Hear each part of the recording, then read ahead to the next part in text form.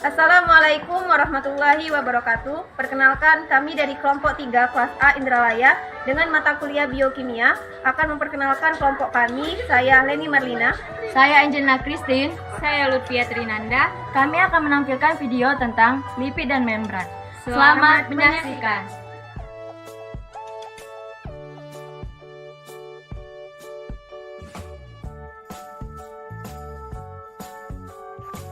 Tujuan pembelajaran: mahasiswa mengkaji implikasi lipid dan membran dalam kehidupan sehari-hari.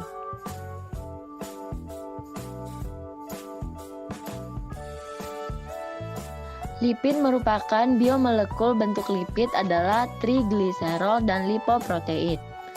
Trigliserol adalah sumber cadangan kalori yang memiliki energi tinggi. Berdasarkan jenis ikatannya, asam lemak dikelompokkan menjadi dua, yaitu asam lemak jenuh dan asam lemak tak jenuh. Contoh asam lemak jenuh seperti asam laurat, asam palmitat, dan asam stearat. Sedangkan contoh asam lemak tak jenuh yaitu asam oleat, asam linoleat, dan asam linolenat. Klasifikasi lipid. Yang pertama, lipid sederhana ada lemak dan lilin.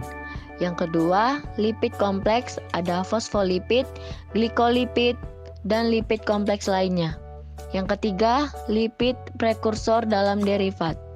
Contoh lipid kategori ini adalah asam lemak, gliserol, steroid, aldehid lemak, keton body, lipid yang terlalu pada vitamin dan hormon.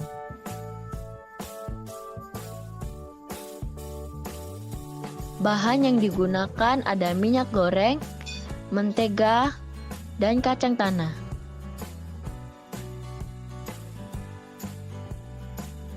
Prosedur proyek. Yang pertama, mencari dan memahami materi mengenai lipid dan membran. Yang kedua, temukan bahan makanan yang mengandung lipid dan membran dan dapat dijadikan sampel pada proyek ini. Yang ketiga, membuat materi yang telah didapatkan menjadi video. Yang keempat, mengedit video yang didapat dengan sebaik mungkin.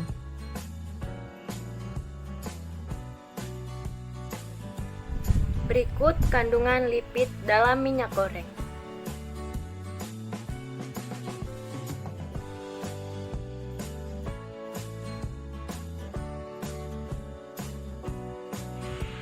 Berikut lipid yang terkandung dalam margarin.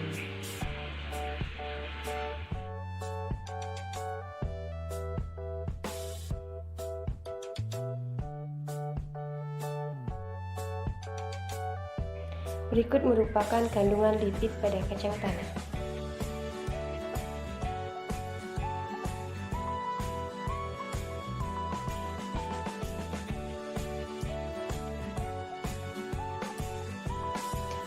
Uji lipid.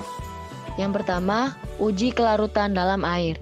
Uji ini digunakan untuk mengetahui kelarutan lipid dalam air. Molekul air adalah senyawa polar sehingga selalu membentuk ikatan hidrogen. Sedangkan lipid senyawanya memiliki kepala yang bersifat polar dan ekor yang bersifat nonpolar. Saat lipid dilarutkan dengan air, maka tidak akan bereaksi. Air akan berada di bawah, sedangkan lipid akan berada di atas. Hal ini dikarenakan densitas air lebih baik dibandingkan lipid. Yang kedua, uji kelarutan dalam alkohol.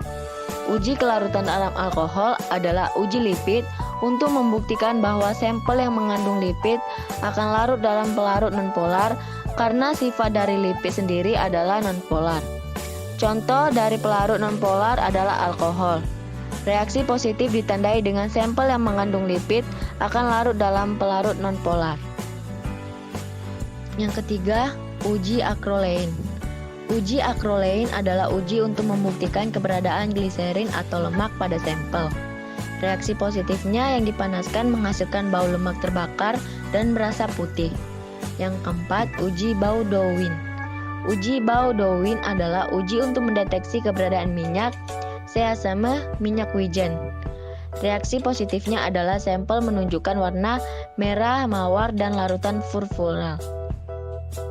Yang kelima, uji Hubel. Uji Hubel adalah uji untuk mengetahui keberadaan asam lemak jenuh dan tidak jenuh menggunakan reaksi Hubel. Reaksi positif ketidakjenuhan asam lemak ditandai dengan timbulnya warna merah asam lemak, lalu warna kembali lagi ke warna awal kuning bening. Warna merah kembali pudar menandakan bahwa terdapat banyak ikatan rangkap pada rantai hidrokarbon asam lemak.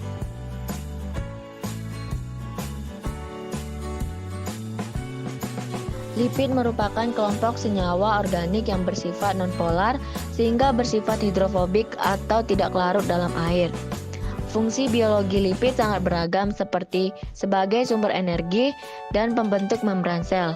Adapun fungsi lain dari lipid yaitu sebagai kofaktor enzim, pembawa elektron, pigmen penyerap cahaya, ikatan hidrofobik untuk protein, pendamping yang membantu lipatan membran protein, agen pengemulsi dalam saluran pencernaan, hormon, dan pembawa pesan intraseluler.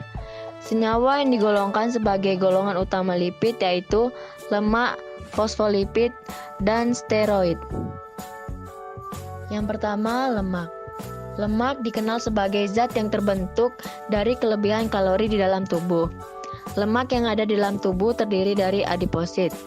Sel tersebut mengandung molekul lemak yang disebut trigliserida. Trigliserida ini masih dapat dipecah menjadi molekul-molekul yang lebih sederhana, yaitu gliserol dan 3 buah asam lemak. Yang kedua, fosfolipid.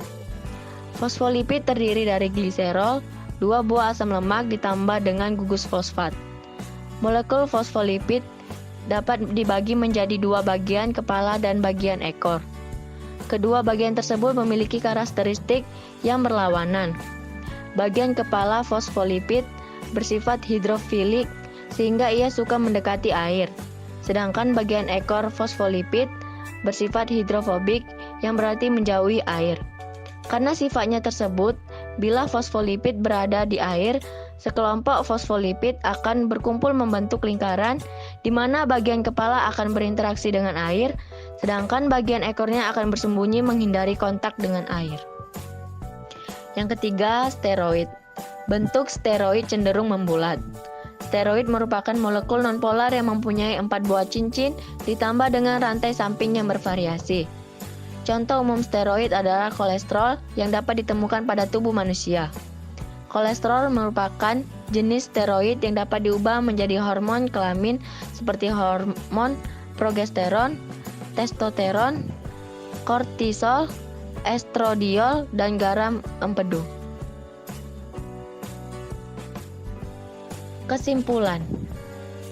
Yang pertama, sumber-sumber lipid terdiri dari minyak goreng, margarin, kacang tanah. 2. Jenis uji yang dapat mendeteksi adanya lipid dalam makanan seperti uji dalam air, uji kelarutan dalam alkohol, uji akrolein, uji Hubel, dan uji Baudoin. Yang ketiga, jenis-jenis utama pada lipid adalah lemak, fosfolipid, dan steroid. Terima kasih telah menyimak video kami. Semoga video yang kami buat bisa bermanfaat untuk kita semua. See you next time.